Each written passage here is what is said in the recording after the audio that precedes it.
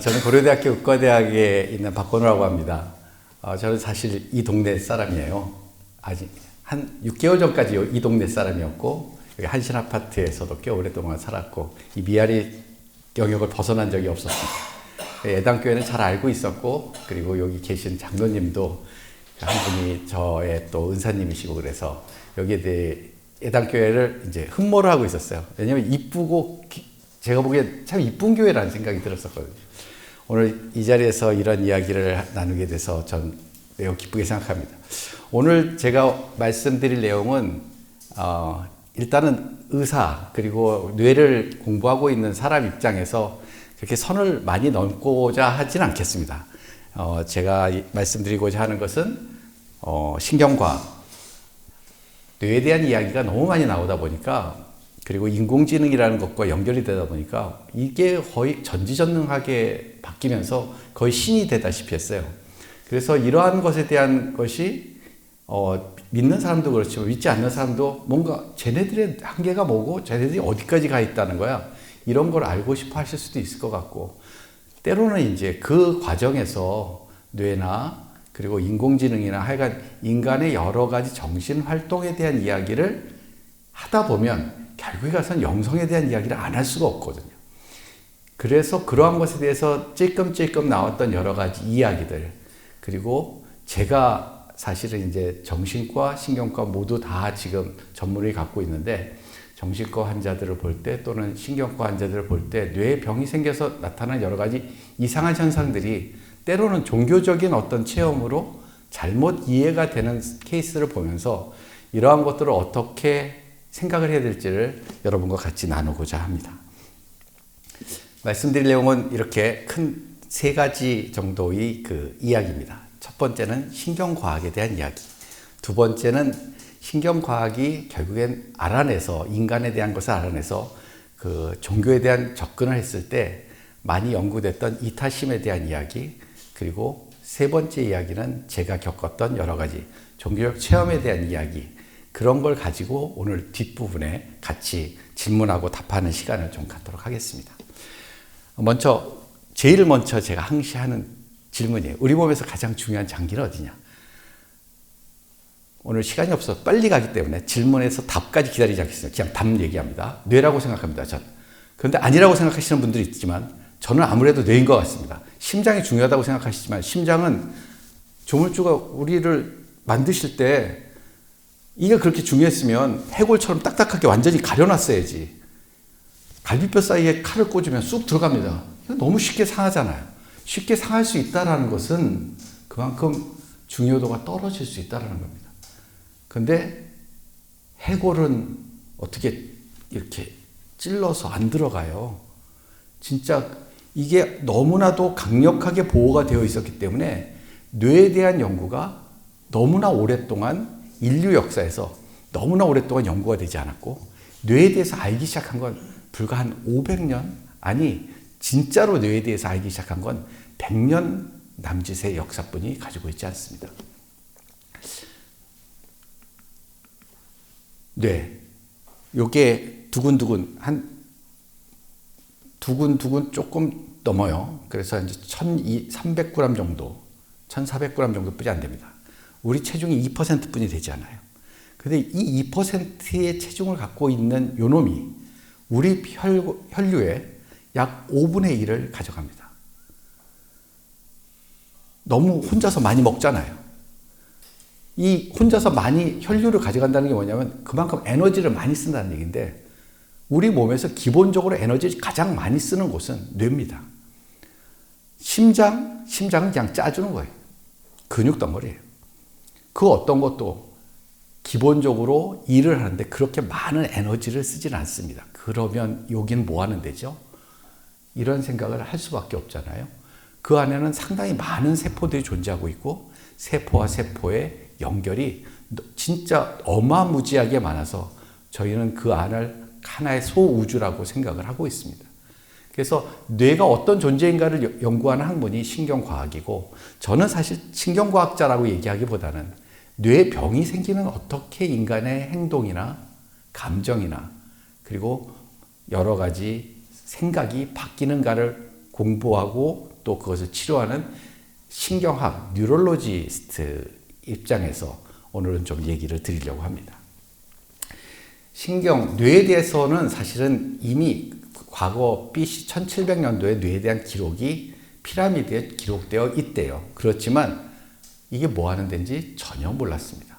거기에 대해서 뭐라고 처음으로 제대로 얘기한 사람은 역시 의학의 아버지 히포크라테스였어요.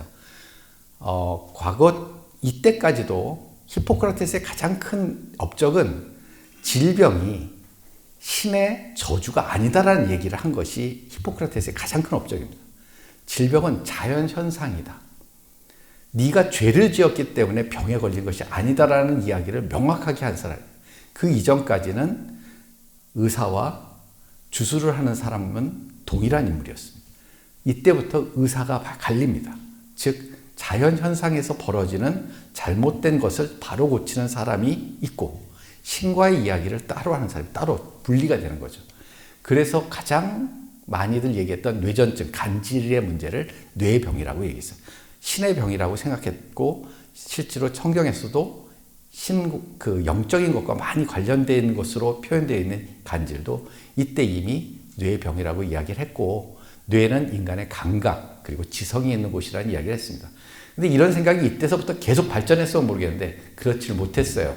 히포크라테스 친구 정도 되는 플라톤까지도 우리의 정신이 뇌에 있다고 생각을 했는데 그 제자가 뻥치지 마라. 심장에 있다라고 얘기를 합니다. 왜냐하면 아무리 생각을 해봐도 아름다운 사람이 앞에 나타났을 때 심장이 뛰지 뇌가 뛰느냐는 거죠. 그렇죠. 뇌는 안 뛰죠. 잘 모릅니다. 뇌가 뛰는지 심장이 아프잖아요. 막 아프잖아요. 아픈 것도 없어. 뇌는 진짜로 자기가 아픈 걸 모르는 곳입니다. 진짜로 이타적인 기관이에요. 자기가 아픈 걸 몰라요. 그래서 심장 같은 것이 얘기했을 때 사람들이 뇌라는 얘기보다 심장에 정신이 있다는 얘기에 훨씬 더 열광을 합니다. 우리는 그거 직관적으로 그렇잖아요. 불안하면 가슴이 뛰고 안정이 되면 맥박이 천천히 뛰고 뭐 이런 것들. 그리고 심장이 좀 멋있어 보이잖아. 꺼내볼 수도 있고. 이건 안 꺼내지니까. 꺼내봤자 순두부 같은 것만 나오니까 이쁘지가 않아. 그래서 뭔가 형상화하기가 너무 어려운 것들. 그래서 일반 대중에는 심장이 정신의 중추라고 생각을 해왔습니다.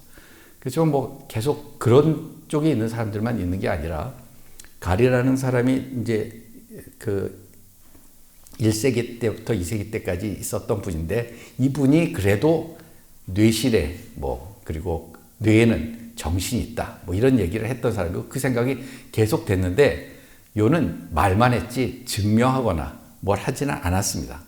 그래서 그냥 중세를 넘어가는 시대까지 르네상스 이전까지는 그냥 우리의 정신, 마음은 심장에 있었어요. 그러다가 16세기 르네상스 시작이 되면서 드디어 뇌에 대한 것을 합니다. 불경스럽게 생각했던 시체에 대한 해부를 시작하는 거죠. 해부를 했더니 뇌가 있어. 뇌에 대해서 그림을 그리기 시작했어요. 그림을 그려낸다는 것이 중요합니다. 우리 생각 속에 심상을 만들어낸다는 것이 중요해요. 그림을 그려야지만 거기가 뭘 하는 데지? 이게 왜 이렇게 생겼지? 이런 생각을 더 만들어낼 수 있기 때문에 물건을 보고 이게 왜 이렇지라고 생각을 해야지만 그 다음에 여러 가지 기능이나 이런 걸 생각할 수 있으니 우리 뇌는 그렇게 만들어져 있습니다. 그래서 뇌를 보고 그리고 잘라보기도 하고 흔들어 보기도 하고 하면서 뇌에 대한 이야기가 시작이 됩니다. 17세기에 들어서 뇌 해부학에 대한 뇌에도 여러 가지 기관이 있고 모양새가 다르고 하는 것은 뇌 해부학에 대한 책이 발간이 됐고 뇌 세부 구조와 기능에 대한 이야기를 연결시켰고 데카르트 같은 사람은 영혼과 육체가 우리가 분명히 분리가 된 이원론적인 것인데 영혼의 조장소가 뇌 손과 셈이라는 곳에 있다고 얘기했습니다. 물론 뻥이죠. 아닙니다. 그 손과 셈이 망가졌다고 해서 영혼이 없어지지 않습니다. 그렇지만 하여간 그렇게 뇌에서 우리의 정신 활동이 진행되고 있다는 것을 이때서부터는 심장에서 뇌로 전환이 됩니다. 그리고 많은 사람들이 철학에서 얘기했던 모든 정신활동들의 중심에 뇌의 활동을 한 번씩 이야기를 하게 됩니다. 그리고 실제로 뇌병이 생긴 사람들에 대한 치료를 이때서부터야 시작을 하게 돼요. 즉 간질병 환자들을 그냥 쇠 이런 데다가 가둬놓고 그런 것이 아니라 실질적으로 무언가 약을 주려고 하는 그런 태도를 보이게 되는 거죠. 19세기 들어서 전쟁이 이제 전 세계적으로 제국주의가 퍼지면서 전쟁이 일어납니다. 그때 전쟁의 양상은 관통력이 뛰어나지 않은 총알을 많이 이용을 했어요. 그러다 보니까 해골은 뚫은데 뇌까지는 뚫지 못하는 그러한 총알들이 많이 박히는 환자들이 생기게 됩니다. 그러면서 그런 사람들이 생겼을 때 본 군의관들이 기록을 하게 돼요. 이 사람은 왼쪽 뇌에 어디 구멍이 뚫려서 총알이 거기 있었는데 말을 못하더라. 어떤 사람은 이 사람이 말을 못하고 오른쪽에 팔에 마비가 왔다. 이렇게 계속 씁니다.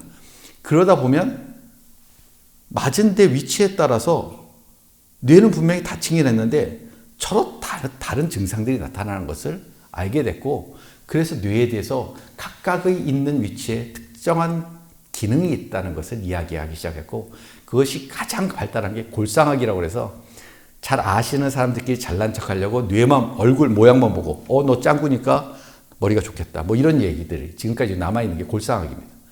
근데 이제 다 그런 것들이 이제 없어진 학문이지만 드디어 이제 뇌라는 것과 우리의 성격, 우리의 행동, 우리의 정신 활동이 연결이 됐다는 이야기를 하게 되고, 뇌를 드디어 이제 죽은 사람의 뇌를 또 점여서 현미경으로 보는 염색법이라는 것이 만들어지면서 정상적인 뇌와 병적인 뇌가 뭔가 다르다라는 것을 알게 됐고, 그때 또 진화론이라는 것이 같이 나오게 되죠. 이렇게 되면서 개의 뇌와 사람의 뇌가 어디까지는 비슷하고 어디까지부터는 좀 다르다. 파충류와 인간의 뇌도 어디까지는 아주 똑같은데 어디서부터는 좀 다르게 모양이 생겼네. 이러한 이야기를 하면서 연관성을 자꾸만 이제 해서 그러다 보니까 기원으로 따지면은 다 이제 인간은 원숭이부터 시작한 것 같이 보이지만 지금은 그렇게 생각하지는 않습니다. 하여간 일단은 그렇게 비교 생물학이라는 것이 생기면서 동물에도 있고 우리 아이도 있는 기능이 있고, 동물에는 아주 발달되어 있는데 인간에는 퇴화된 기능이 있고, 동물에는 퇴화되어 있는데 아니면 발달이 안 되는데 인간에만 발달되어 있는 이런 기능이 있다는 것을 서로 비교하는 학문들이 생기면서 인간과 생물의 행동에 대한 여러 가지 이해를 더 많이 하게 됐겠죠. 20세기가 들어서면 큰 변화가 생깁니다. 즉 19세기까지는 대부분 모든 뇌에 대한 연구는 죽은 사람에 대한 연구였어요. 어떻게 살아있는 뇌를 관찰할 방법이 없었거든요. 그런데 뇌파라는 방법이 생기게 되고, 그리고 뇌를 찍는 방법이 생기게 됩니다. 제가 의과대학 들어갔을 때, 의과대학 들어갔던 게 80년이에요. 1980년. 의과대학 들어갔을 때 그때만 하더라도 뇌를 들여다보는 방법은 이 정도뿐이 안 됐습니다. 엑스레이로. 엑스레이를 보면 저게 해골이구나. 저 사이에 뭔가 빈 공간이 있는데 저게 줄이 하나가 쭉 있습니다. 저게 무슨 파이프가 들어가 있구나. 아마 이윤갑 선생님이 하셨던 수술일지도 모르겠습니다. 근데 하여간 그런 것들이 있고 거기에다 조영제를 집어넣었더니 혈관이 있다. 혈관이 있다는 것도 저게 뇌에는 혈관이 저렇게 존재하고 있구나. 저 혈관이 이렇게 갸우뚱하게 원래 저렇게 생겼는데 좀 다르게 생겼으면 저게 암이 있어서 이렇게 밀치는 거 아닌가 이런 상상을 하게 되죠. 근데 이건 단순히 그냥 한 장짜리 사진입니다. 그런데 CT라는 것이 소위 컴퓨터 기술이 발달하면서 아까와 같은 그러한 것들 여러 가지 엑스레이를 막 집적을 시킨 다음에 그걸 다 계산을 해서 영상을 만드니까 뇌 안이 들여다 보이는 거예요. 해골 안에 무엇이 있는 게 보이기 시작하는 거예요. 거기다가 더 발달된 MRI라는 것이 나오면서 살아있는 뇌 안을 우리는 들여다보게 됩니다.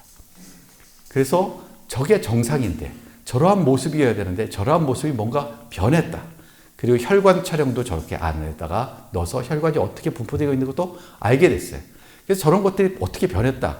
이런 것을 알면서 병에 대한 접근을 이제 하게 되죠. 그 전까지는 뇌를 찍어보아서 뇌 존재에 대해서 안에서 무슨 일이 벌어질지 전혀 몰랐는데 MRI나 CT라는 것이 나타나면서 저와 같이 신경과를 하는 의사들은 이제 확 뜨게 되죠. 그 전까지는 그거 해서 뭐하냐. 왜냐하면 잘 모르는 이 분야였거든요. 수술해서 열고 들어가야지만이 알았는데 열어보니까 이거 아니네? 이런 끝이야. 그래서 옛날에 뇌수술한다고 그러면 다 죽는다고 얘기했죠. 그런 적이 있었고, 그런데 저런 것들이 정확하게 알고 들어가서 어떻게 해야 될지라는 것을 계획하고 들어가니까 요즘 뇌수술해서 뭐 사망하시거나 그런 얘기를 거의 못 듣는 거죠. 21세기 2000년대에 들어서는 이제는 살아있는 뇌에서 어떤 생각을 할 때, 어떤 행동을 할 때 뇌는 어떻게 변하는가를 볼 수가 있어요. 아까는 병이 있고 없고를 보는 건데 그런 것이 아니라 정상적인 뇌에서 활동이 어떤 것인가. 첫 번째 그림에서 말할 때 남자와 여자의 뇌의 활성도를 보는 그림.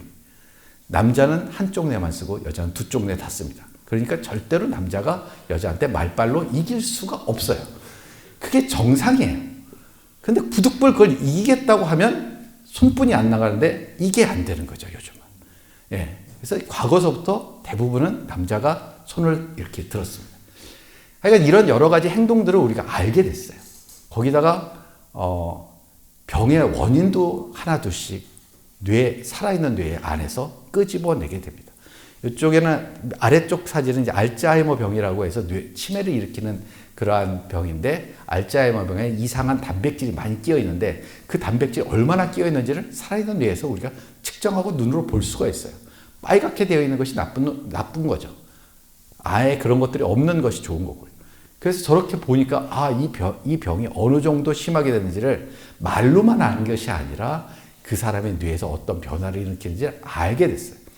여기다가 컴퓨테이션 기술, 즉 컴퓨터 기술이 워낙에 발달하면서 인공지능이 서서히 여기에 붙었습니다. 인공지능은요, 무엇을 하면서 발달했냐면 인간의 신경망에 대한 구조를 공부하다가 인공지능이 탄생하게 돼요.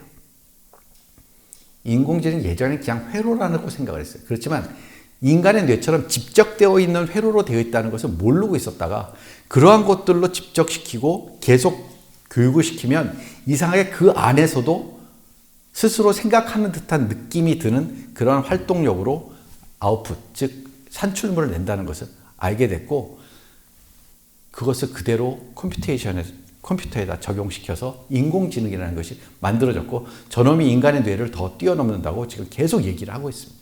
그래서 그런 것들을 통해서 우리는 인간에 대한 이해를 더 많이 하게 됐죠. 여기까지가 지금까지 전반적인 신경과학이 발달되게 된 스토리입니다. 그러면 그래서 알게 된 인간 뇌에 대한 이야기 몇 가지만 말씀을 드릴게요. 교회에서 얘기할 때는 삼위일체라는 이야기를 딱 할 때는 뭐 이렇게 리액션이 나오는데 다른 쪽에서는 별로 저게 뭐지? 라는 생각이. 근데 여기서 삼위일체는 그런데 교회에서 하고 좀 다릅니다. 즉 인간의 뇌는 파충류와 포유류와 인간 고유의 뇌로 구성되어 있다는 게 삼위일체를. 즉 가장 안쪽에는 파충류의 뇌와 아주 흡사한 구조를 갖고 있는 것이 있고, 그 위쪽을 포유류가 갖고 있는 뇌의 구조와 비슷한 것이 덮고 있으며, 그 위쪽을 포유류의 다른 것들과 다른 인간만이 갖고 있는 뇌피질이라는 것이 있어 그것을 심피질, 구피질 뭐 이렇게 얘기를 합니다. 그래서 아터 제노프라는 사람은 맨 안쪽에 파란색, 저 안쪽에 있는 걸 생존하는 마음, 그리고 그쪽에 노란 쪽, 느끼는 마음, 그리고 이제 주황색으로 되어 있는 것을 사고하는 마음이라고 했는데, 사실은 저 파란 쪽에는 마음이 없어요. 제가 생각하기엔 저기에는 마음이 없습니다. 그래서 제가 따로 만들었습니다. 저 파란 쪽은 저기가 다치면 죽어요. 뇌를 다치면 죽는다는 얘기가 다른 쪽보다 저기를 다치면 죽습니다. 즉 생명과 관련이 있어요. 즉 저기를 다치면 심장이 멎어요. 숨을 못 쉬어요. 예, 우리가 심장과 숨쉬고 모든 것들의 그 소위 자율신경이라고 하는 모든 것들을 뇌에서 관장을 합니다. 컨트롤 타워예요. 저기 다치면 생명이 끊어집니다. 저 파란색 영역이. 그런데 그 위를 싸고 있는 소위 포유류 같은 것은 우리의 생존을 위해서 필요한 거예요. 생명이 있으나 그것이 그 세계에서 살아남으려면 최소한 내가 먹어야 되느냐, 먹힐 것이냐를 판단할 수 있어야 돼요. 먹어야 될 거면 먹어야 되고요.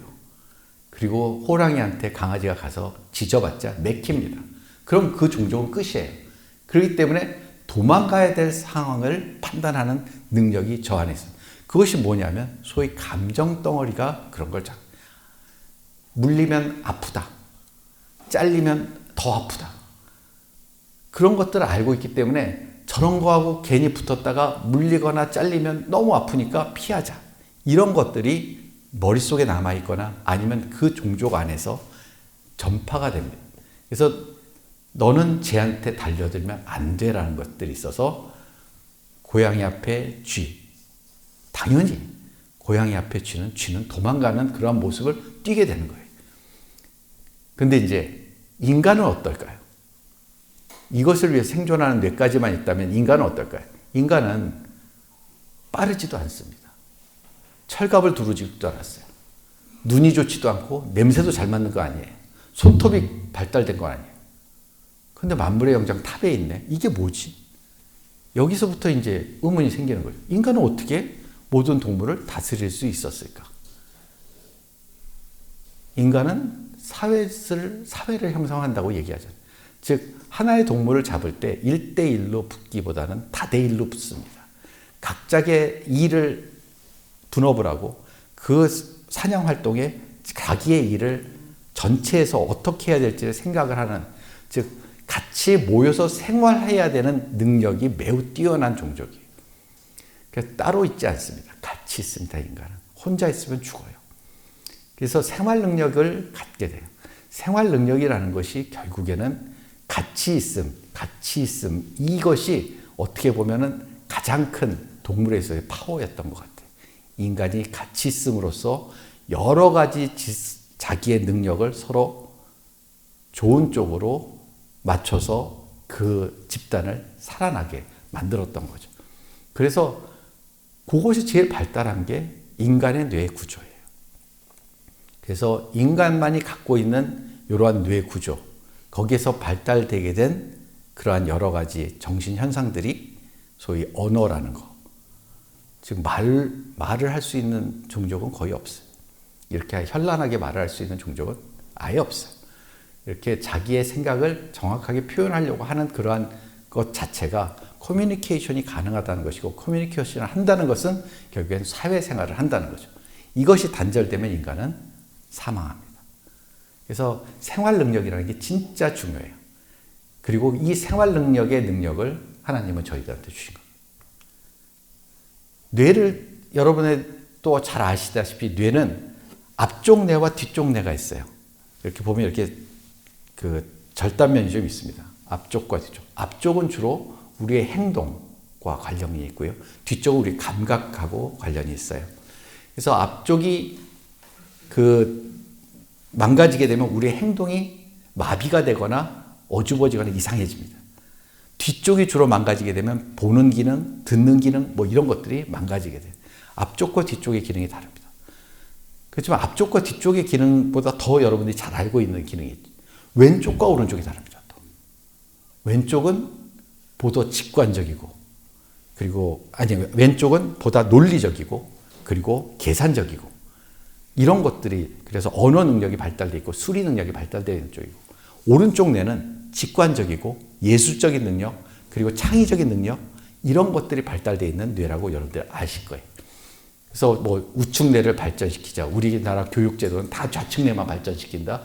우측뇌가 안 돼서 이 사회가 엉망이다. 뭐 이런 얘기를 하는데, 하여간 우뇌와 좌뇌의 기능이 다른 것은 사실입니다. 특히나 이제 오른손잡이는 좌측뇌가 거의 100% 발달이 돼 있고요. 언어 능력이. 근데 왼손잡이도 있잖아요. 왼손잡이의 90%도 좌측뇌. 근데 보통 이제 반대쪽이 발달이 잘 돼요. 오른손을 많이 쓰면 왼쪽 뇌가 발달이 되고, 왼쪽 뇌를 많이 쓰면 오른쪽이 잘 발달돼요.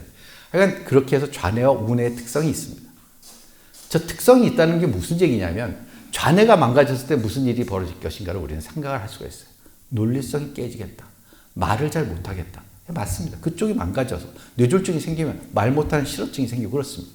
오른쪽이 망가지게 되면 직관적인 사고나 이런 것들이 없어져요. 지 꼬라지를 잘 몰라요. 내가 아파도 아픈지도 몰라. 그래서 이쪽이 마비된 손을 이렇게 보여주면서 이쪽이 마비됐잖아요. 그럼 이게 내 건가? 뭐 이렇게.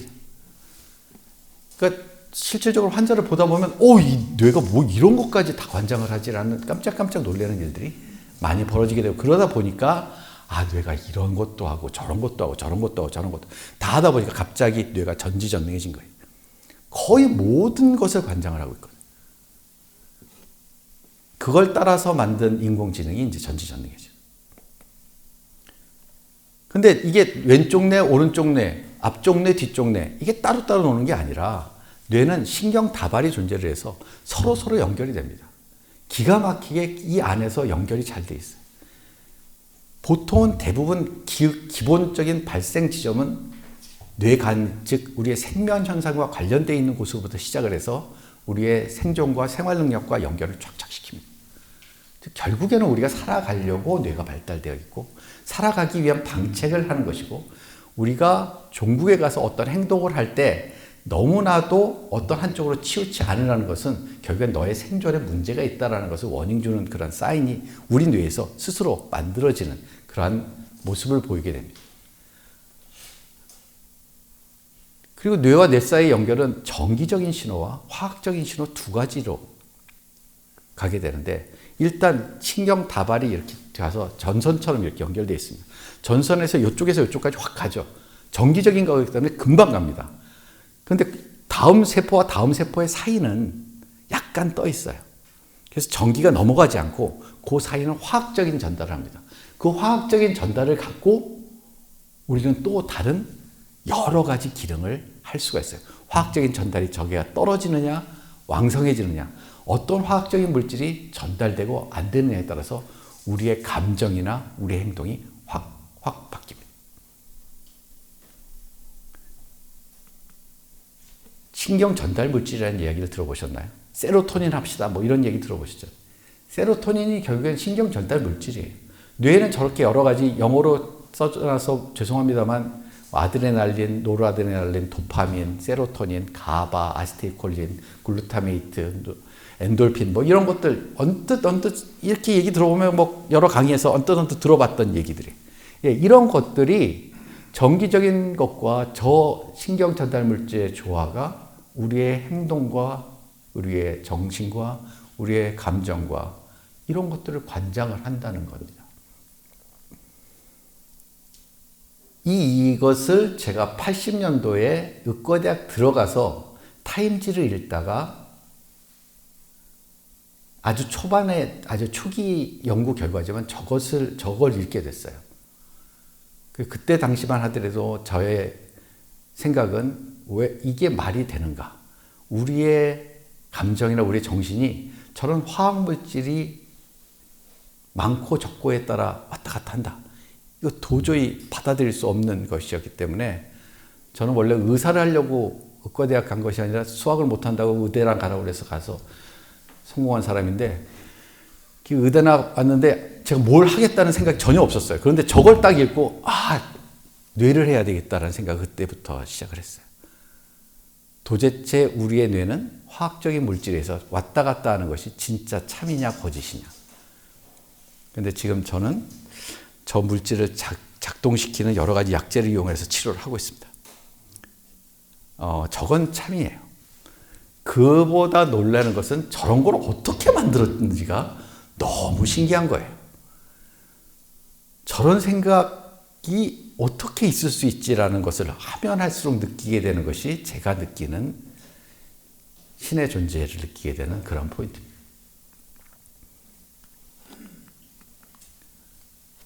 우린 본능에 의해서 좌우된다고 하는데 그 본능이라는 것들이 뭘까요? 아까도 얘기했듯이 생존에 관련되어 있는 곳입니다. 생존 본능에 관련되어 있는 뇌기관은 편도체라는 것과 관련되어 있고 시상하부랑 관련되어 있는데 몰라도 됩니다. 저 위치가 아까 생존이라는 뇌에 있는 위치예요. 즉 본능은 우리의 대뇌 피질에 있는 것이 아니라 그 밑에서 작용을 합니다. 사실 저것이 제일 강력해요. 생존 본능 말고 우리 또 뭐가 있죠? 쾌락 본능이 있습니다. 쾌락을 느끼는 곳이 있어요. 거기가 이렇게 자극이 되면 사람은 쾌락을 느껴요. 그런데 쾌락만 느끼는 동물은 결국엔 다 죽었어요. 아무것도 안 하거든요. 아편을 계속하면 어떻게 돼요? 쾌락을 느껴요. 쾌락을 느끼면 어떻게 돼요? 죽는 거예요. 그냥 옆에서 뭘 해도 본인은 생각 안 하니까. 그래서 우리는 저 쾌락 본능과 함께 고통에 대한 본능을 같이 갖고 있어요. 그래서 고통을 피하고 쾌락을 추구하고 그리고 생존을 위한 투쟁을 계속적으로 하는 본능이 있는데 지금 저것만 갖고서 인간이라고 할 수 있냐? 저건 동물들 모두 다 갖고 있는 기능이에요. 모든 동물은 고통을 피하려고 합니다. 쾌락을 추구하려고 합니다. 생존하려고 합니다. 그럼 인간은 뭐냐? 그 위에 싸고 있는 뇌피질이라는 것이 있어서 취사선택이라는 것을 하게 되고 본인의 취사선택을 설득을 하고 공감을 하게 하고 전파를 하게 하는 영역이 있기 마련입니다. 그것이 발달되어 있음으로써 인간이 인간답게 되는 거죠. 우리는 그렇게 된 기능을 인지기능이라고 합니다. 그러다 보니 인지기능에 대한 이야기를 여러 가지 하다 보니까 결국엔 영성에 대한 연구를 찔끔찔끔 하게 되는 것 같아요. 인간이 어떤 존재인가를 여러 가지를 하다 보니까. 여기까지가 이제 1부 마감, 2부 들어갑니다. 영성 이렇게 얘기했을 때 영성에 대해서 저는 사실 여기서부터 이제 제 분야가 아니라서 되게 이제 떠듬떠듬 할 겁니다. 그 전까지는 제가 아는 분야에서 거의 거침없이 얘기했는데 여기서부터는 제가 거침없이 얘기 못하고 되게 조심스럽게 얘기할 수밖에 없는데 제가 생각하는 종교의 대부분의 뭐 불교도 그렇고 기독교도 그렇고 뭐 대부분의 종교에서 그리고 샤머니즘도 마찬가지입니다. 사랑 얘기 빠지는 데가 없어요. 그리고 거기에서 그 사람이 왜 거기에 빠졌느냐고 물어봤을 때 사랑 때문에 빠졌다는 분도 있지만 그 이념 때문에 빠졌다는 그 정신 때문에 빠졌다는 분보다는 종교적 체험이 그 뒤에 대부분은 같이 있어요. 그것이 종교적 체험부터 시작을 해서 자기를 체계를 만든 사람도 있고 어떤 사람은 그런 것인가 하고 의심하고 들어갔다가 어떤 종교적 체험을 통해서 완전히 바뀐 사람도 많이 보게 됩니다. 그래서 저는 영성연구에서 저 두 가지 포인트만 제가 겪은 이야기를 좀 알고 있는 이야기를 해야 될 것 같아요. 두 가지만 빼놨고 사실은 신학에 대한 여러 가지 현상을 다 제가 이 짧은 시간에 얘기는 못 드릴 것 같아요. 자, 사랑 이런 얘기를 할 때 우리는 이제 다른 사람을 배려해 주는 마음 이렇게 얘기한다면 도덕성이라는 것이 실제로 그러면은 뇌에 존재하고 있는가를 물어봐야 됩니다. 그럼 그것을 알려면은 실제로 어떤 병에 의해서 도덕성이 없어진 경우를 본다면 뇌에 도덕성이 있구나라는 생각을 할 수가 있죠. 실제로 이런 환자가 있었어요. 소화기호증 환자가 있었는데 이 사람이 이제 계속 그런 반복된 나쁜 짓을 하니까 사람들이 이런 나쁜 놈하고 잡았는데 머리가 아프다는 거예요. 그래서 에잇 하고서 MRI 찍어봤더니 거기에 암이 있는 거예요. 앞쪽 뇌 판단 능력이 없어진 거예요. 그래서 앞쪽 뇌 주로 본인의 본능을 억제하는 능력이 있거든요. 전두엽이라고 하는 곳인데 그 억제 능력이 떨어지니까 본능에 의해서 행동을 한 거예요. 그래서 이 사람을 수술을 했어요. 그랬더니 수술을 했더니 이 사람이 이상하게 도덕성이 생기네. 그러다가 또 다시 나쁜 짓을 해. 그래서 다시 봤더니 재발을 했어. 자, 그렇다면 도덕성은 병에 의해서 왔다 갔다 한다. 즉 암에 의해서 왔다 갔다 한다. 그럼 우리 정신은 뭐지? 뇌에 있는 거죠. 뇌에 있어서 이런 것들이 눌러갖고 기능을 못하게 하면 모습이 달라지는 거죠. 실제로 저도 치매 어르신을 보는 의사이기 때문에 이런 얘기 많이 들어요. 저희 남편이 많이 바뀌었다. 사려 깊었던 사람이 제 생각 전혀 안 해준다. 나한테 대한 관심은 전혀 없다. 본인만 생각한다. 치매 걸리면 다 이러냐. 다는 그렇지 않지만 이런 환자들은 뇌를 보면 앞쪽 뇌가 망가져 있는 경우가 많습니다. 그렇다면 우리의 다른 사람을 배려하고 다른 사람에 공감하고 다른 사람에 대해서 사랑을 느끼는 이런 감정은 어디에 있을까? 우리 최소한 도덕적인 능력을 갖고 다른 사람에 대한 생각을 한다는 그것은 어디에 있을까 했을 때 앞쪽 뇌에 있을 것 같다는 생각을 많이 해요. 실제로 우리는 치매라는 진단을 할 때 저런 소셜 커그니션, 즉 사회적 인지를 하느냐도 진단 기준 중에 하나입니다. 치매는 기억력만 떨어지는 병이 아니라 학습과 기억, 언어, 그리고 집행 능력, 그러니까 계획해서 실행하는 능력, 주의 집중력, 인식하고 그것을 제대로 행동으로 보이는 능력, 그리고 사회적인 인지라는 능력이 떨어진 병을 얘기합니다. 그래서 생활 능력이 없어진 사람을 치매라고 얘기를 해요. 그래서 우리는 그 소셜 코그니션에 대해서 공부를 할 수밖에 없었고, 그래서 소셜 코그니션에 대한 공부를 하던 중에 저런 것들이 원숭이에도 있다는 것을 알게 됐어요. 즉 원숭이의 사회적 집단을 구성하고 있고, 이게 이렇게 자기 파트너의 그 이 같은 거 이렇게 집어먹는 모습 보이시잖아요. 즉 서로를 배려하는 모습이 있어서 원숭이에 대한 연구를 많이 하게 됩니다. 그러면서 우리의 그 감정, 공감을 느끼는 영역이 어디에 있는지를 서서히 알고 인간의 그것을 대입시키면서 인간의 뇌에 저런 부분에, 저렇게 빨갛게 되어 있는 저런 부분에 우리의 공감을 느끼는, 다른 사람이 아파할 때 나도 아픈 듯한 느낌을 느끼는 그러한 것이 활성화되어 있는 곳이 있다는 것도 알게 됩니다. 대단한 거 아닙니까? 남이 아픈데 내가 아픔을 같이 느껴. 그리고 그러한 것들은 그 공감에 대한 능력을 발휘하는 데 훈련된다는 거예요. 어렸을 때 눈 맞추는 거, 이거 상당히 중요합니다. 눈부터 맞춥니다. 나한테 젖을 주는 엄마가 어느 쪽을 보고 있는가부터 애기들이 따라하기 시작을 해요. 그리고 그것에 대해서 엄마의 반응을 보고 그것을 따라합니다. 저걸 보면 웃는 거구나. 애기들이 입이 올라가죠. 엄마가 아빠를 보고 항상 웃었다면 애기도 아빠를 보고 웃을 겁니다. 근데 엄마가 아빠를 보고 맨날 이러고 있었으면 애기는 아빠를 보고 울 겁니다. 이게 그때 다 따라서 학습이 돼요. 그러면서 생각을 합니다. 왜 웃었을까? 저 대상은 무엇일까? 그런 것들이 서서히 만들어집니다.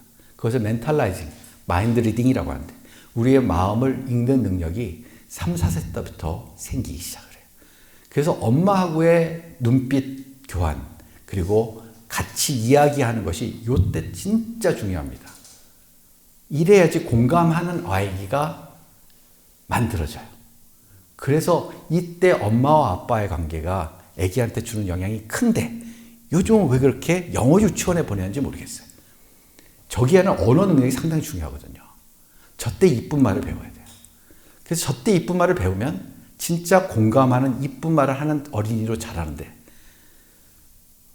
저때 공감 능력이 저런 데 딴 데 갖고 공감 능력이 떨어지고 이상한 이야기만 하는 사람도 만들어질 것 같은 불안감이 저는 듭니다. 하여간 인간의 공감 능력, 마음의 능력을 읽는 것은 점점 발달을 하게 되어 있어요. 즉 기본적인 회로가 있고 그 회로가 축적이 되고 발달을 합니다. 사랑도 마찬가지인 것 같아요. 보지 않고 느끼지 않고 듣지 못했다면 그게 사랑인지 뭔지 모릅니다. 그래서 많은 사람들이 이타성이 무엇이냐에 대해서 많은 이야기가 있습니다. 진짜 이타성이 진짜 이타성이냐? 인간의 본성에서 자기 스스로를 보호하려는 하나의 방책이냐?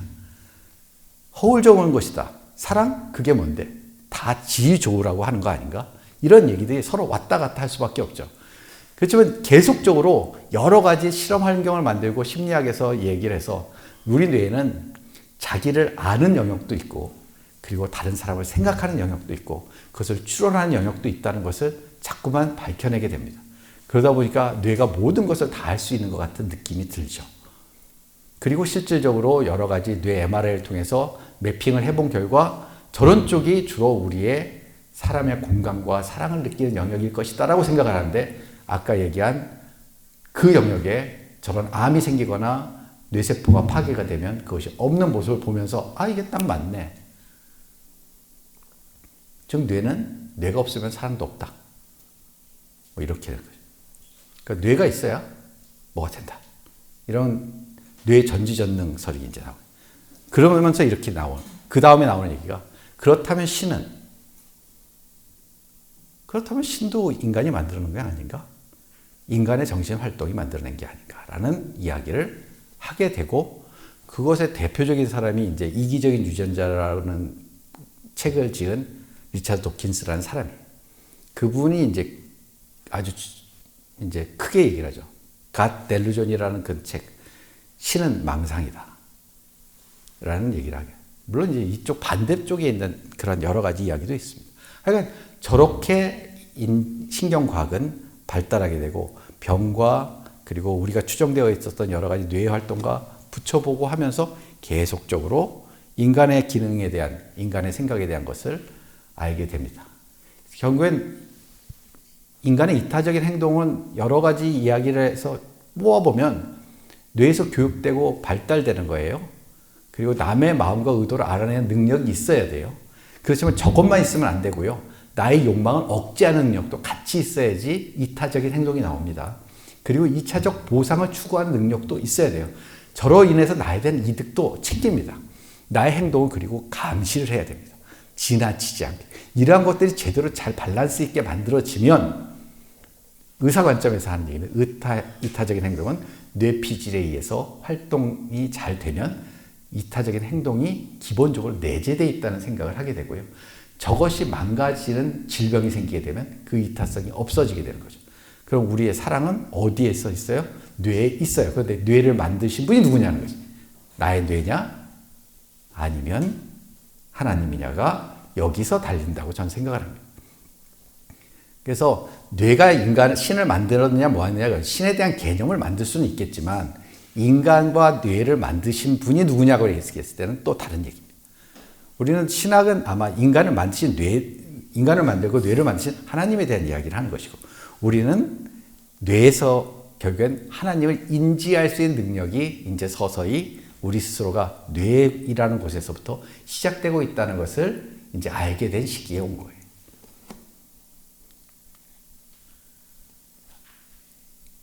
이타심이라는 것에 대한 이야기가 한중에 제일 많이 나오는 그 성경 구절들이 이런 겁니다. 잘 아시는 그 선한 사마리아인의 비유. 그래서 뭐 제사장 두 사람은 그냥 패스하고 사마리아 사람이 한 사람을 적어갖고 잘 보살펴줬다. 이런 나쁜 목회자 같으니라고 뭐 이런 얘기를 하면서 이제 하는 대표적인 얘기입니다. 근데 여기에서 사실은 그것으로 보는, 이타심을 그걸로 보는 것이 아니라, 그러면 저기에 있는 사마리아인의 뇌는 저 앞에 있는 여러 가지 그 레위인이나 그 제사장들하고 달랐을까요? 라는 것을 묻고 싶습니다. 다를까요? 전 다르지 않다고 생각합니다. 그래서 바로 이 비유가 나오기 직전에 예수님이 하신 내용은 누가 이웃이라고 하느냐를 물어본 거예요. 누가 이웃이냐.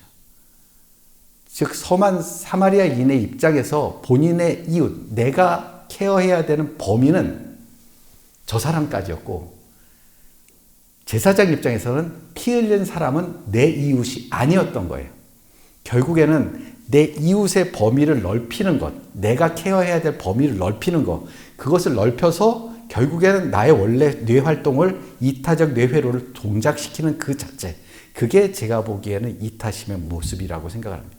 때문에 이타심의 구조가 저는 뇌에 내재되어 있다고 생각하는 사람이고, 단지 예수님은 저희한테 그래, 네가 아주 이기적인 이타심을 가지고 있어. 그런데 그 영역을 한번 원수까지 넘겨볼래? 네가 진짜 미워하는 사랑까지도 넓혀볼래? 이것을 얘기해 주시는 것 같아요. 이타심 얘기는 여기까지만 하겠습니다. 종교적 체험 얘기는, 종교적 체험 얘기를 하면 참 할 일이 많은데 시간이 별로 없네. 환각을 보는 병도 있고 신비한 체험을 가능케 하는 약도 있습니다. 그렇다면 종교적 신비의 체험과 뇌의 반응에 대한 것들은 어떤 것이고, 실제로 종교적 신비적 체험과 저것이 뭐가 다르냐는 것을 말씀을 드려야 되는데, 실제로 정신병에서 많이 환시, 환청, 망상이 존재합니다. 대표적인 것이 조현병이죠. 조현병에는 뒤에서 옆에서 막 이야기를 해요. 환청을. 너는 죽을 놈이야. 그럼 가서 죽습니다. 야, 저놈이 너를 해치려고 그래. 그럼 그 사람을 가서 해칠 수 있어요.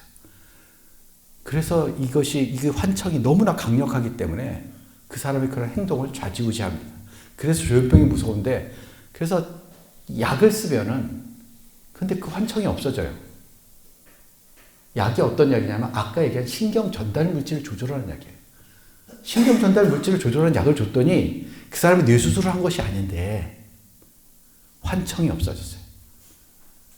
그럼 저 사람이 겪는 그 소리가 꼭 하나님이라고 얘기하는 사람들도 있거든요.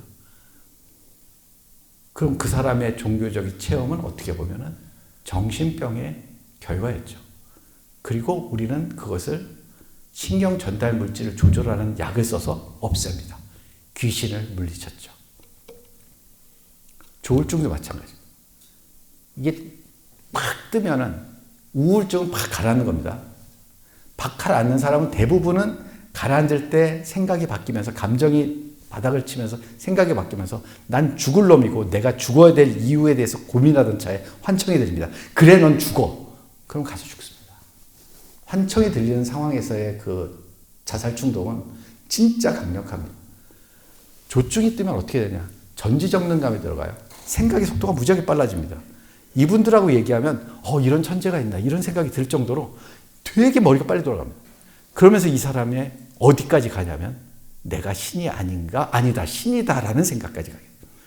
그러면 우리나라 교회 부흥기가 언제였느냐? 저는 그때 모든 조증 환자가 예수라고 얘기했을 때가 우리나라 교회의 제일 부흥기였어요. 박정희 대통령 시대 때는 조증으로 올라가면 자기가 대통령이라고 했지 예수라고 안 했어요. 그래서 대통령이 죽었잖아요. 이상하게 그 이후로 한국교회가 엄청나게 부흥합니다. 그때 조증 환자가 떠서 자기가 망상을 갖고 오는 가장 과대 망상 중에 대표적인 것이 예수망상이에요. 예수님이. 이상하게 또 부처 망상은 없어.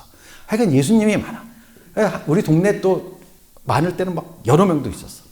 하여간 그래서 조증에 걸리게 되면 예수망상이 생기며 그때 그렇게 극단의 엑스타시에 들어갔을 때 보입니다. 들립니다. 그런데 이것도 아까 얘기한 신경 전달 물질을 조종하는 약을 썼더니 없어져요. 그럼 이게 뭐지? 이 사람의 종교적 체험은 뭐지? 그다음 지금까지 나와 있는 여러 가지 기적이나 이런 것들은 다 뻥이냐? 내가 가서 약만 주면 다 없어지는 것이냐? 저 밑에 사이코의 기준을 얘기했는데 저게 뭐냐면 조현병이나 이제 조울증이 약간씩 있는 분이 있어요. 약을 쓰면은 조금은 좀 줄어들어서 우리하고 생활할 수 있습니다. 이분들하고 우리가 분리돼서 살 수는 없어요. 실제로 있기 때문에. 그리고 그 경계가 모호합니다. 그래서 경계가 모호해서 과거서부터 진짜 미친 사람의 기준이 뭐냐고 다들 서로에게 물어봤어요. 정신과 의사들 사이에서.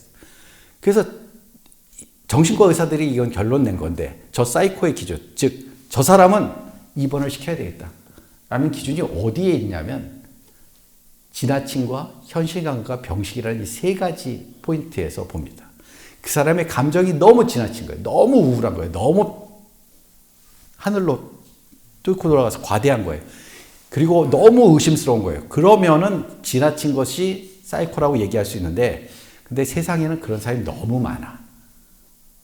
너무 많아. 그래서 저거 하나만 갖고서는 사이코라고 얘기하면 안 돼. 꿈이 큰 거지. 슬픔이 강한 거지 뭐. 그런 거예요. 그런데 그것이 현실 감각을 뛰어넘어요. 현실 감각이란 뭐냐? Here and now. 지금 현재 이곳에서 너의 생각이 지나치냐 아니냐가 중요한 거죠. 그런데 그 다음 단계가 더 중요합니다. 지나치다고 너 이거 지나친 거 아니야라고 얘기했을 때 아 그렇구나 너무 지나쳤구나 하고 교정이 되면 이 사람은 입원할 단계는 아니에요. 좀 생각이 좀 지나친 사람이에요. 병식이라는 건 자기의 지나침을 아는 겁니다. 지 꼬라지를 아는 거. 아 이게 잘못. 이걸 교정할 수 있으면 돼요. 그런데 병식이 없고 현실 감각이 없으며 지나치면 이건 자기 맘대로 하기 때문에 사회에 생활을 못하기 때문에 분리시켜야 된다고 판단을 하고 있는 겁니다. 그래서 이제 제 환자 중에 예수님이 3분 계셨어요. 계속 전도를 하는데 전도에 그 동선이 꼬여. 그러니까 예수님 3분이서 가위바위보를 한 거지. 어떻게 뭐 서로의 파워를 얘기할 것이 없어서 가위바위보 해서 2사람은 지고 1사람은 이겼어요. 진 2분은 빨리 퇴원했습니다. 내가 예수가 아니라는 걸 알았거든. 얘기 아는 거 중요합니다. 아주 큰 충격으로 다가왔을 거예요. 난 전지전능하라고 생각했는데 나보다 센 놈이 여기 있는 거야. 그럼 난 예수가 아닐 수 있어. 그런데 이긴 사람은 어떻게 됐을까요? 약발이 잘 안 들어. 이미 2사람을 다 제꼈어. 난 진짜인 것 같아. 이렇게 우리의 정신병적인 현상이 사실은 일부 종교 활동하고 겹쳐져 있는 부분들이 있습니다. 그래서 이걸 구분해내기가 때로는 쉽지 않아서 목사님들이 힘드실 때가 있을 거예요. 그럼 어떻게 할 것인가? 그건 나중에 말씀드리고, 또 제가 신경과 의사가 돼서 또 보던 환자 중에 귀신 보는 환자가 있어요. 실제로 사람이 보입니다. 어디 있어요? 그럼 여기 있잖아. 여기 있잖아. 여기도 있잖아. 그렇게 얘기하시는 분이 계세요. 루이체 치매라고 하는 건데, 이분들은 치매의 특수한 장애인데, 치매 증상과 파킨슨 증상이 같이 나타나는 치매인데요. 근데 이분들이 주로 나타나는 제일 힘들어하는 것은 치매 증상도 그리고 파킨슨 증상도 아닙니다. 귀신이 보이는 거예요. 근데 이것도 기가 막히게 약을 쓰면 귀신이 없어져요. 그래서 제가 그런 분이 오면 제가 귀신을 쫓아내 드리겠습니다라고 건방진 얘기를 합니다. 영을 없앤 것이 아니라, 영적 전쟁을 한 것이 아니라 병과의 전쟁을 한 거죠. 그래서 실질적으로 많이 없어지고, 요즘은 어떠세요? 그러면 아니 그게 저승사자였던 것들이 작은 아기가 돼서 내 앞에서 놀고 있어, 이 정도 얘기를 합니다. 그럼 그 정도에서 그냥 걔하고 노세요라는 얘기도 하기도 하고, 아예 없애지는 사람도 있고, 그러니까 그러한 병을 또 있다라는 거예요. 그리고 그것도 약을 썼을 때 반응이 있는 사람이 있는 거예요. 그렇다면 그 사람의 귀신, 종교적 체험은 예수 믿는 사람인데 저승사자가 나타났다고 나한테 오는 거예요. 이 사람이 얼마나 혼돈스럽겠어요. 저승사자가 앞에 있는데 내가 예수님을 아무리 찾아도 예수님을 안 나타나고, 그 저승사자가 나를 밤마다 괴롭히는데 어떡하게. 그래서 제가 없애드리겠다고. 없어졌어. 그리고 나서 본인은 생각해요. 아, 그게 나의 종교적 체험이 아니라 병이었구나. 가족들이 더 심해요. 우리 남편이 귀신을 봐요, 귀신을. 그러고서 이제 가. 그럼 다시 불러서 귀신 보냐고 물어봐야 돼. 왜냐면 보면 얘기 안 하거든. 저게 아주 비밀스러운 저걸로 하시는 분들이 있어서. 근데 종종 이런 병도 있다. 그리고 또 귀신을 보는 아니면 신비한 체험을 하는 것 중에 뇌전증도 있습니다. 뇌전증이 저기 굵게 써놨지만 환청, 환시, 환각 다 나타낼 수 있고요. 사실 뇌전증에 대한 여러 가지 생각들을 보여주는 저 라파엘로의 그림, 변화산의 기적 그 이후에 내려왔더니 한 아기가 경련을 하고 있고, 모든 제자들이 열심히 치료하려고 했는데 잘 안 됐는데 예수님께서 믿음이 없다는 얘기를 하시면서 고쳐주셨던 이야기. 보통 저렇게 나오는 저런 환자들 손을 막 이렇게 하면서 부두두 떨고 하는 그런 뇌전증은 성경에서도 그렇고 계속적으로 어떤 귀신이 들린 것 같은 느낌을 계속 주는데, 저것도 어떻게 약을 쓰니까 없어지더라고요. 그러면 이게, 그리고 뇌를 찍어봤더니 저런 데 막 활성화가 막 증가되어 있는 것을 볼 수가 있어요. 그럼 우리가 알고 있는 여러 가지 종교적 체험이 과연 진실인가? 근데 이건 병이 있는 사람들의 이야기입니다. 그럼 많은 사람들이 종교적 체험이 이런 병으로 인해서 생겼느냐 하면 그렇지가 않아요. 그래서 이제 이런 쪽의 이야기를 대항해서 다른 스토리들이 있습니다. 멀쩡한 사람인데 약을 먹었더니 헛것을 볼 수가 있어요. 마약, 이런 것들이죠. 아, 이게 정신병만 있는 게 아니라 어떤 외부의 물질에 의해서도 이런 현상이 벌어지는구나. 그래서 옛날에 미신, 소위 사제들이라고 하는 여러 가지 신들, 신전에 있는 사람들이 저런 것들을 이용해서 환각을 봤어요. 정상적인 사람도 저런 것에 노출이 되면 환각을 보입니다. 그런데 더 이상한 현상들이 있죠. 달라이 라마라는 사람이 잘 아시죠? 티베트 불교 저입니다. 저분이 뉴로사이언스 미팅이라고 뇌과학자가 있는 데서 기조연설을 합니다. 과학자들 사이에서 말이 많았어요. 저 사람 저렇게 그런 거 기조연설 시키면 안 된다. 막 그랬지만 합니다. 이 사람이 뭐에 관심이 있었냐? 명상에 빠져있는 스님에 대한 연구를 했으면 좋겠다. 보니까 명상에 빠져있는 스님들의 회심이 강하더라. 그 사람의 행동이나 그 사람의 모든 것들이 바뀌더라. 우리는 알고 있잖아요. 그 사람이 바뀌지 않다고 생각하는. 그 사람의 성격이 바뀌기 쉽지 않다고 다 생각하잖아요. 그런데 저 깊은 명상에 빠졌던 사람들은 정상인과 다르게, 다른 명상에 깊이 빠지지 않는 사람들과 다르게 행동이나 생활이 바뀌더라는 겁니다. 이걸 자기네들은 도저히 설명할 수 없으니 신경과학자들이 이걸 증명을 해달라. 그리고 자기네들은 그러한 승려들을 얼마든지 실험 대상으로 내놓겠다. 실제로 그래서 검사를 했고 다르다는, 뇌가 명상에 빠졌을 때 뇌의 활성이 다르다는 것을 알게 됩니다. 즉 저때 명상의 저 모습은 저 사람들도 어떤 신과의 합일에 도달하는 그러한 느낌, 우주와의 합일에 도달하는 느낌, 그런 것을 얘기를 해요. 저때 빠졌을 때 뇌는 좀 다르다. 기독교 쪽에서도 했습니다. 즉 영어로 써서 죄송하지만 가멜리의 수녀님들이라고, 저 천주교에서는 저게 좀 다르게 부르던데, 하여간 수녀회가 있는데 거기 수녀회 수녀님들은 기도를 하는 그 일부 기도하는 방식에서 하나님과의 합의를 추구하는 기도를 합니다.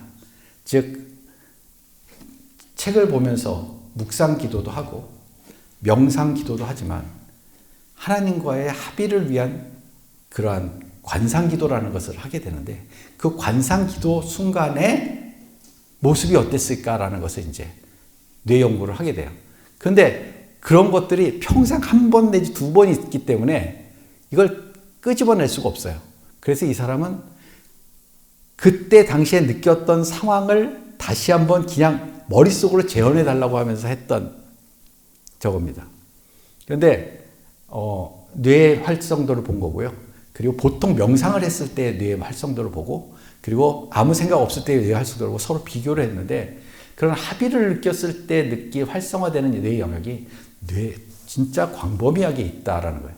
즉 각각의 병적인 상태에서 뇌가 활성되는 영역과, 그리고 정상적인 아무 생각 없을 때 영역과 종교적 체험을 할 때 영역이 서로 다르게 반응하는 것을 볼 수가 있었습니다. 저는 그 케이스를 쭉 보면서 이 종교적 체험에서 가장 중요한 것은 그 다음이라고 생각을 합니다. 체험을 했지만 체험으로 끝나느냐, 아니면 회심을 했는가.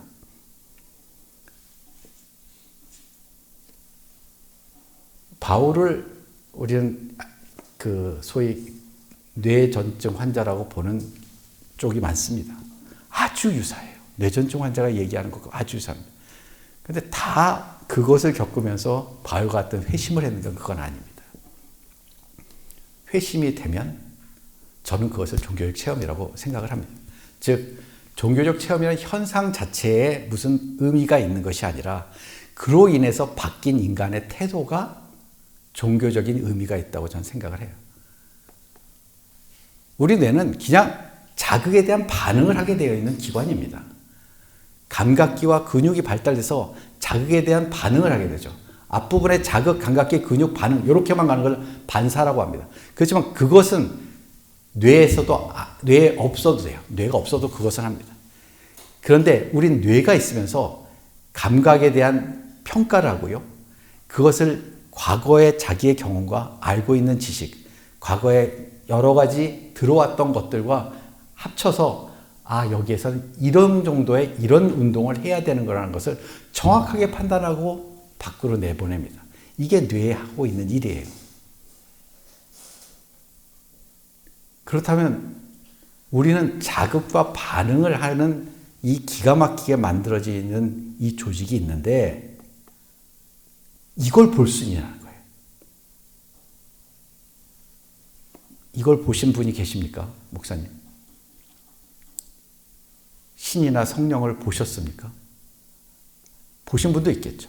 아까 얘기한 종교적 체험을 통해서. 근데 안 보신 분도 많을 거예요. 그런데 교회나 이슬람 사원이나 사람들이 넘쳐나요. 이상하지 않습니까?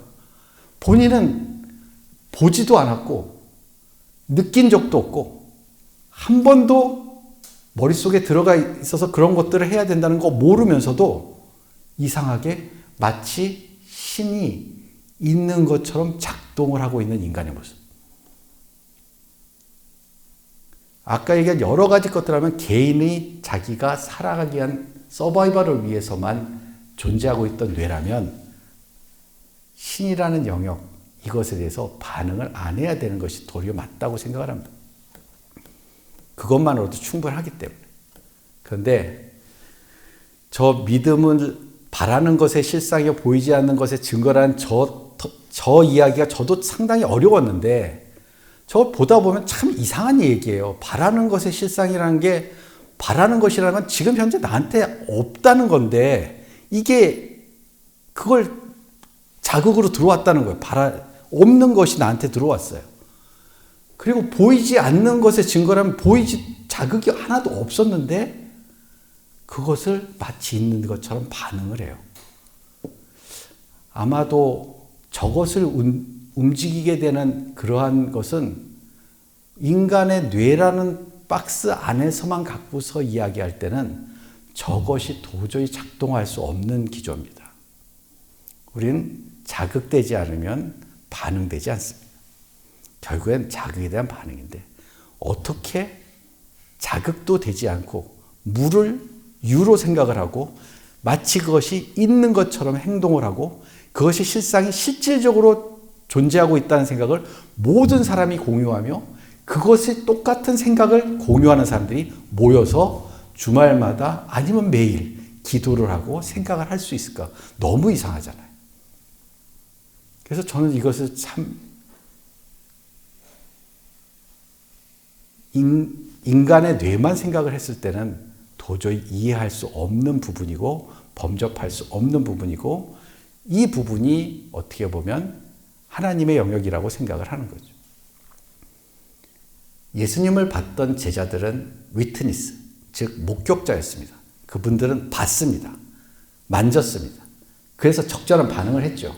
그들의 강한 그러한 것들은 그들의 뇌는 분명히 자극과 아까 얘기한 그거의 뇌리에 확실하게 바뀌었을 겁니다. 그런데 이것이 다른 사람한테 전달이 어떻게 되겠냐는 거예요. 너는 봤지만 나는 못 봤는데 이게 어떻게 전달이 됐을까?